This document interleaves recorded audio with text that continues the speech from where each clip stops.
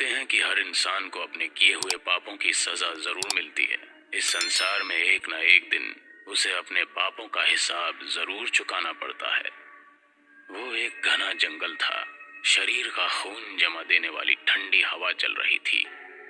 उस घने जंगल के बड़े बड़े लंबे और पेड़ रात के समय में बड़े ही विचित्र आकृति बना रहे थे।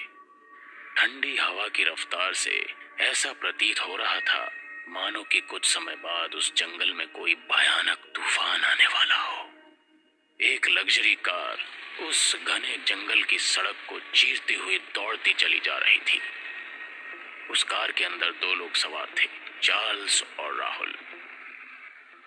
चार्ल्स बड़ी सावधानी पूर्वक गाड़ी चला रहा था और वहीं उसके बगल में बैठा हुआ राहुल खिड़की के बाहर का दृश्य देखने में व्यस्त था।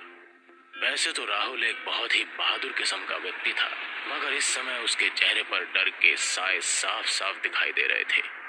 वो चार्ल्स को इशारे से बार बार बोल रहा था कि गाड़ी को और ज्यादा तेज चलाए।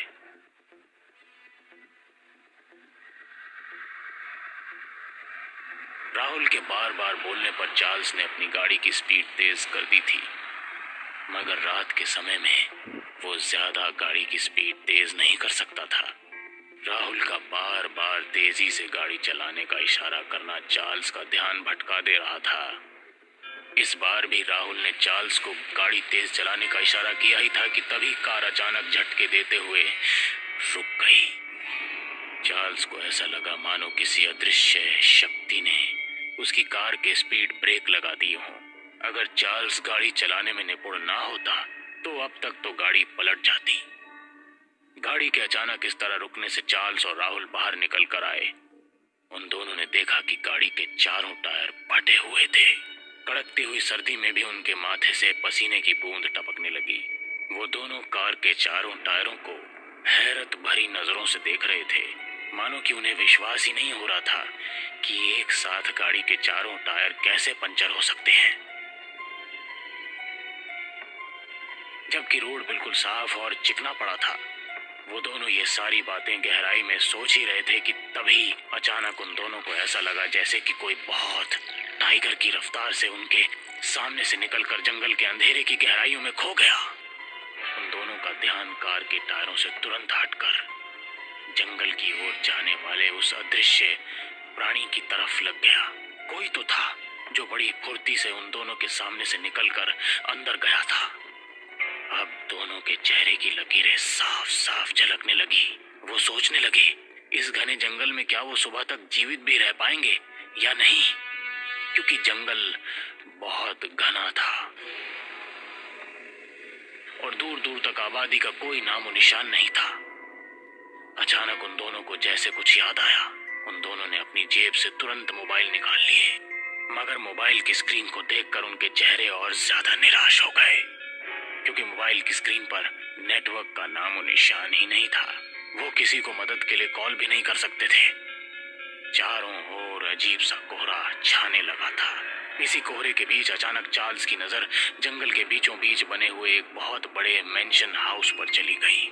जंगल में बने हुए मेंशन हाउस को देखकर चार्ल्स की आंखों में विस्मय की परछाइयां लहराने लगी, मगर दूसरी तरफ उसे थोड़ा सही भी महसूस हुआ, या ये सोचकर कि आधी रात के वक्त जंगल में रात बिताने का उन दोनों का कोई सुरक्षित स्थान तो मिल गया।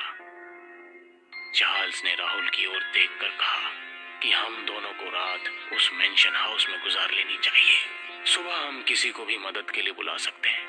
तो वहीं दूसरी तरफ राहुल किसी भी हाल में उस मेंशन हाउस की ओर जाने के लिए तैयार ही नहीं था। राहुल का कहना था कि कुछ क्षण पहले ये जंगल वीरान नजर आ रहा था, अचानक ये मेंशन हाउस कैसे उत्पन्न हो गया।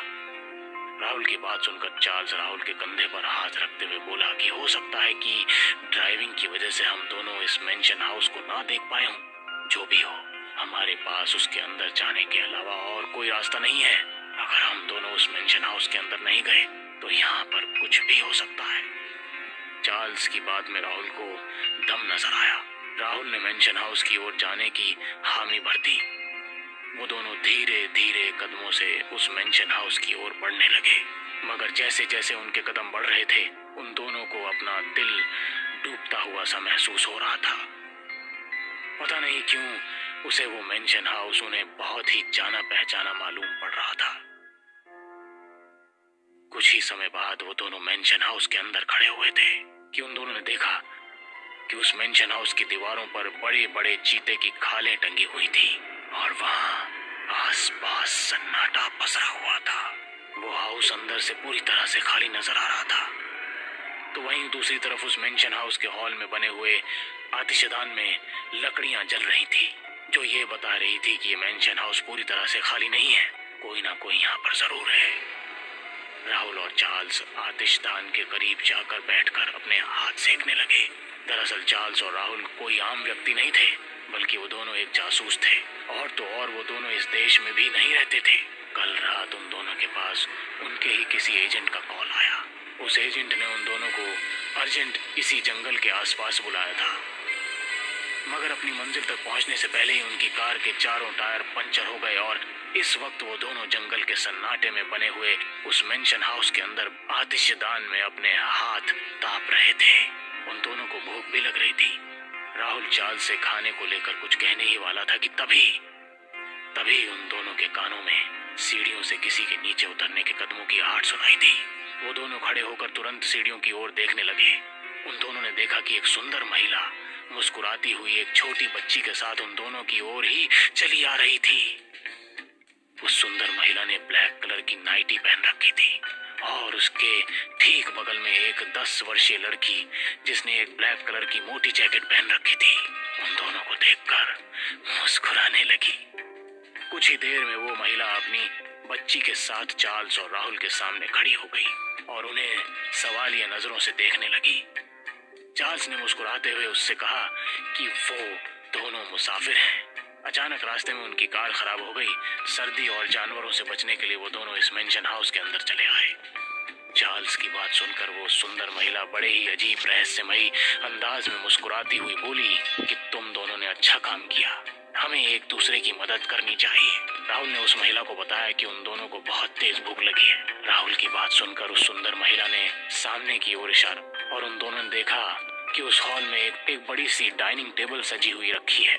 वो दोनों समझ गए कि वो सुंदर महिला उन दोनों को भोजन करने का निमंत्रण दे रही है। वो दोनों धीरे धीरे कदमों से उस डाइनिंग टेबल की ओर बढ़ गए। उस महिला ने अपनी 10 वर्षीय बेटी को एक चेयर पर बैठा दिया और वहां से गायब हो गई। वो बच्ची उन दोनों को अजीब से अंदाज में घूरे जा रही थी। पता नहीं क्यों राहुल और चार्ल्स को उस बच्ची के घूरने का अंदाज विचलित कर दे रहा था। राहुल को ऐसा महसूस हो रहा था मानो कि उनके सामने कोई जिंदा बच्ची नहीं बल्कि किसी मुर्दा बच्ची को बैठा दिया हो। उन्हें एक अजीब सी घबराहट महसूस होने लगी। वो दोनों उठकर जाने ही वाले थे कि तभी वो सुंदर महिला हाथों में खाने की ट्रे लिए हुए मुस्कुराती हुई उनके करीब चली आई। उस महिला को देखकर अचानक उनका विचलित मन शांत हो गया। उस महिला ने मुस्कुराते हुए उन दोनों से कहा कि उन दोनों को बैठकर भोजन करना चाहिए। उसने ये भी कहा कि भोजन करने के बाद अगर वो चाहें तो सामने वाले रूम में सुबह तक रुक सकते हैं। सुबह तक उसका ड्राइवर आ जाएगा और वो उन दोनों की कार की रिपेयरिंग करवा देगी। ये सुनकर उन दोनों को बहुत शांति मिली। वो दोनों चुपचाप शांति से भोजन करने लगे। भोजन करने के दौरान ही अचानक राहुल और चार्ल्स की नजर उस बच्ची पर चली गई।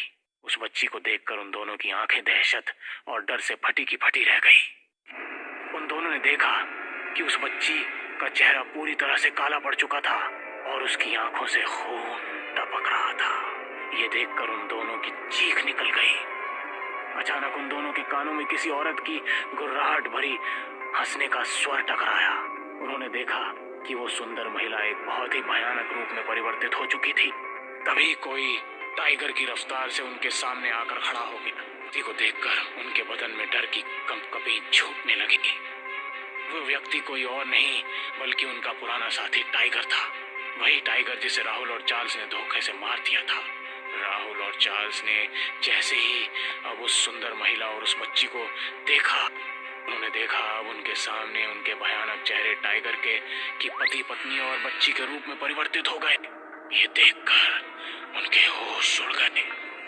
राहुल और चार्ल्स अविश्वास भरी नजरों से टाइगर की ओर देखे जा रहे थे। टाइगर को अपने सामने देखकर चार्ल्स और राहुल चीखते हुए बोले कि ऐसा कैसे हो सकता है, हम दोनों ने तुम्हें और तुम्हारे परिवार को जंगल में मारकर फेंक दिया था। मगर चार्ल्स के चीखने पर टाइगर के चेहरे पर कोई भी भाव नहीं आए। वो अजीब से बड़े भयावह अंदाज में उन दोनों की ओर देखकर हंसते हुए बोलने लगा कि उन दोनों की मौत उन्हें यहाँ तक खींच लाई है।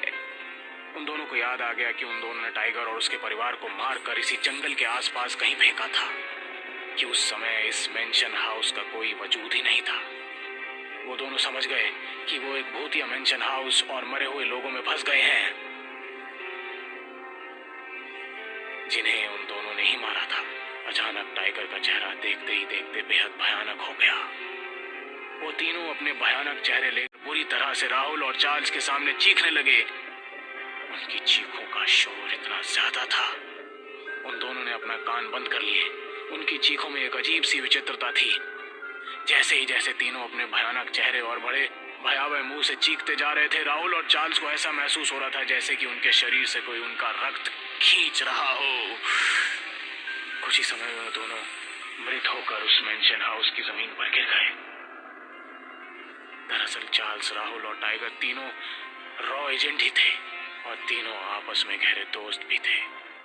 टाइगर अपने दोस्तों पर अपनी जान से भी ज्यादा भरोसा करता था, लेकिन एक मिशन के दौरान टाइगर, राहुल और चार्ल्स को लंदन भेजा गया, जहां पर कुछ आतंकवादियों ने टाइगर से अपना पुराना बदला लेने के लिए उसके परिवार को जान से मारने के लिए राहुल और चार्ल्स को बड़ी रकम पेश की।